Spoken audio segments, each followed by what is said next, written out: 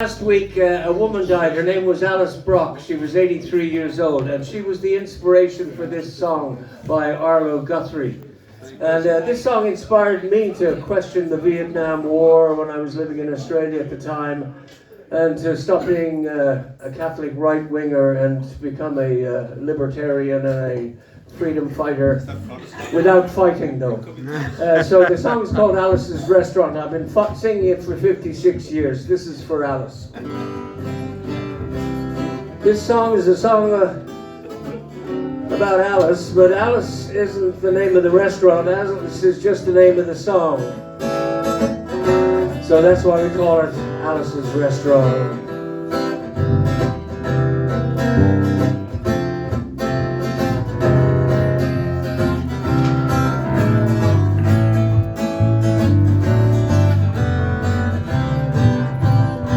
You can get anything you want at Alice's Restaurant, excepting Alice. You can get anything you want at Alice's Restaurant. Walk right in, it's around the back, just a half a mile from the railroad track. You can get anything you want at Alice's Restaurant. But it all started about 50 years ago in the town of Stockbridge, Massachusetts, where they got 2 police officers and 4 police cars. Bring it down a bit, guys. Me and my friend went to visit Alice in the restaurant, well, at Thanksgiving, but she doesn't live in the restaurant. She lives nearby the restaurant in the bell tower with her husband Ray and Foch and the dog.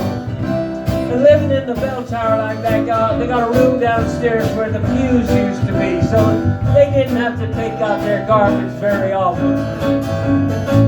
We thought it would be a friendly gesture if we took their garbage down to the city dump.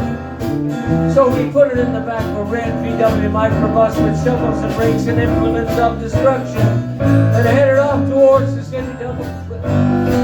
When we got there was a sign and a chain across the dump saying closed on Thanksgiving. We had never heard of a dump closed on Thanksgiving before, and with tears in our eyes, we drove off into the sunset looking for another place to put the garbage. We couldn't find one until we came to a side road, and off the side of the side road was a 15-foot cliff. And at the bottom of the cliff was a half a ton of garbage. Now we thought one big pile is better than 2 little piles, and rather than bring that one up, we decided to throw ours down, which is what we did. Went back to the church, had a Thanksgiving dinner that couldn't be beat. We went to sleep, didn't get up until the next morning, when we got a phone call from Officer Opie. He said he'd found my name at the bottom of a half a ton of garbage, and he just wanted to know if I had anything to say about it. I said, yes sir, Officer Opie, I cannot tell a lie. I put that envelope under that garbage. But after talking to Opie for about 45 minutes on the telephone, we finally came to the truth of the matter. Opie said we're going to have to see him at the police officer station and pick up the garbage in the snow. Now friends, there was only 1 or 2 things Opie could have done to us at the police officer station. He could have bawled us out, told us never to be seen driving garbage around the vicinity. Or he could have given us a medal for being so brave and honest on the telephone, which wasn't very likely. We didn't expect that. But when we got to the police officer station, there was a 3rd possibility we hadn't even considered. We was both immediately arrested and handcuffed. I said, Opie, I don't think I can pick up the garbage with these handcuffs on. He said, shut up, kid. Get in the back of the patrol car.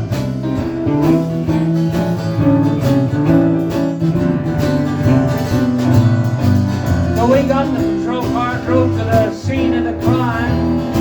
Now this was happening in the town of Stockbridge, Massachusetts, where they got 2 police officers and 1 police car.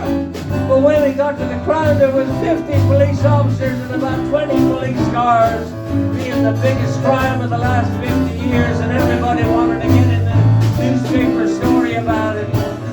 They was taking dog smelling footprints and tire tracks. They was using all kinds of cop equipment they had hanging around the station. They took 27 8x10 color glossy photographs with the surface and error and a paragraph on the back of each one, explaining what each one was to be used as evidence against us. They took pictures of the northwest corner, the southwest corner, the strokes to get away, and not to mention the aerial photography. We went back to the police officer station. Opie said, I'm going to put you in the cell. I want your wallet and your belt. I said, Opie, I can understand you want my wallet so I don't have any money to spend in the cell. But what do you want my belt for? He said, kid, we don't want any hangings. I said, Opie, do you think I'm going to hang myself for littering? But he said he was just making sure. And friends he was, because he took out the toilet seat so as I couldn't hit myself over the head and drown. And he took out the toilet paper so as I couldn't bend the bars, rolled the toilet paper down the wall, slide down the road and make an escape. And it was about 4 or 5 hours later that Alice came by. You remember Alice? Song about Alice. With a few nasty words, she poked me on the side. She bailed us out. We went back to the church, had another Thanksgiving dinner that couldn't be beat. I went to sleep and didn't get up until the next morning when we got up to go to court. We walked in, sat down. Opie came in with the 27 8x10 colored glossy photographs with the circles and arrows and the paragraph on the back of each one, explaining what each one was to be used in evidence against us, and sat down.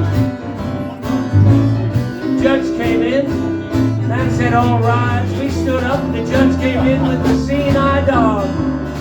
Well, Opie looked at the judge and then he looked at the dog and then he looked at the 27 8x10 colored glossy photographs with the circles and arrows on the back of each one, explaining what each one was to be used in evidence against us. And then he looked at the dog again and then he began to cry. Because Opie came to the realization it was a typical case of American blind justice, and the judge just wasn't going to look at the 27 8x10 colored glossy photographs with the circles and arrows and the paragraph on the back of each one explaining what each one was to be used in evidence against us. Anyway, we were fined $50 and had to pick up the garbage in the snow. But that's not really what I wanted to tell you about, actually. Sorry. See, they got this building down in New York City in Whitehall Street where you go down to get your physical examination before you were inducted into the United States Army. It's still there. They can bring it back, and with Trump, they probably will. Anyway, I went down there to get my physical examination. I mean, I got good and drunk the night before. I wanted to look my best. I walked in, I was hung down, brung down, hung up. They was injecting every single part of me and inspecting. There wasn't even no part untouched.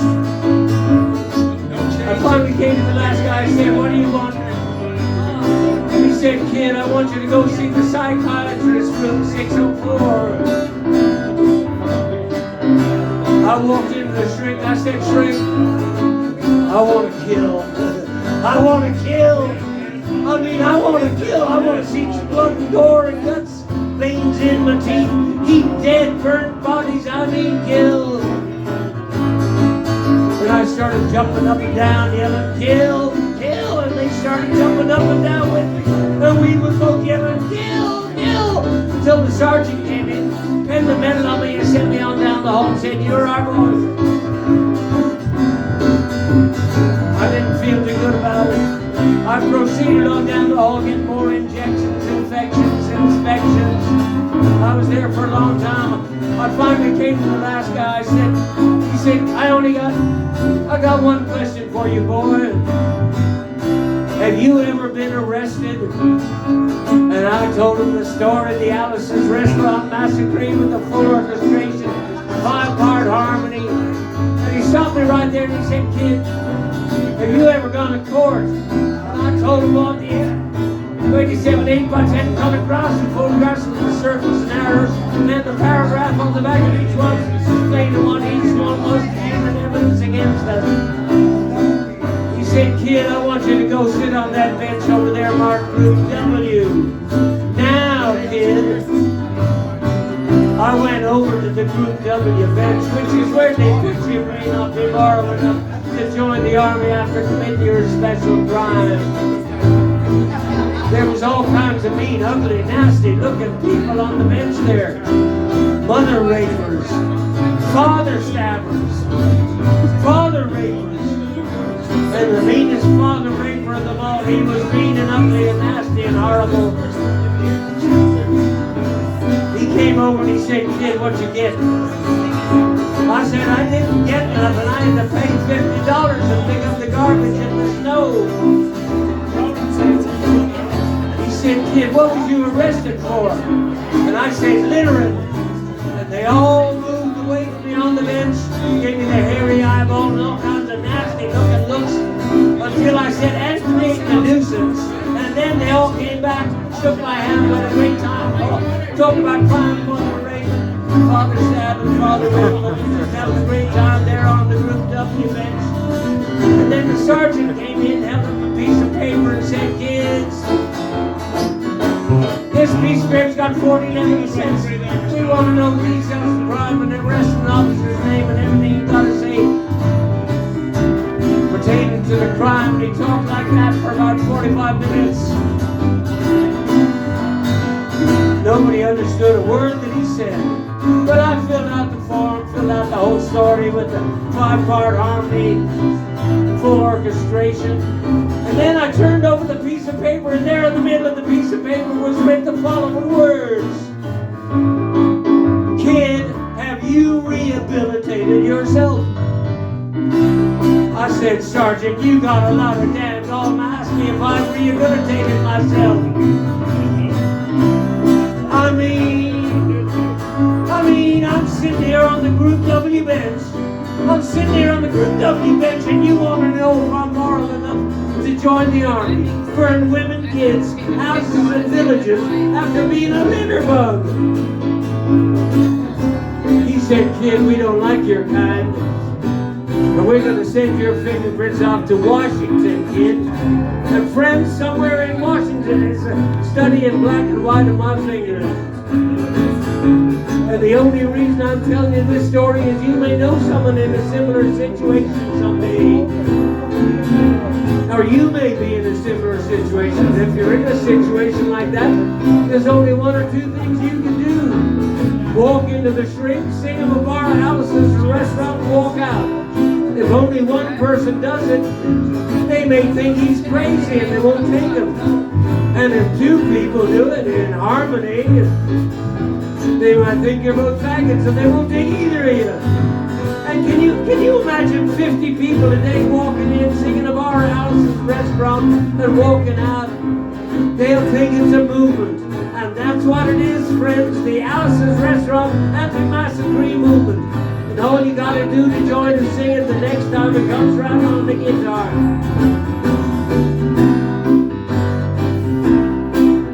We're just waiting for it to come around.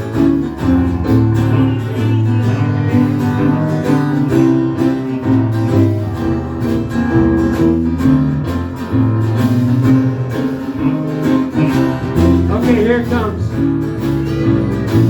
Everybody now. You can get anything you want at ALICES restaurant, excepting Alice.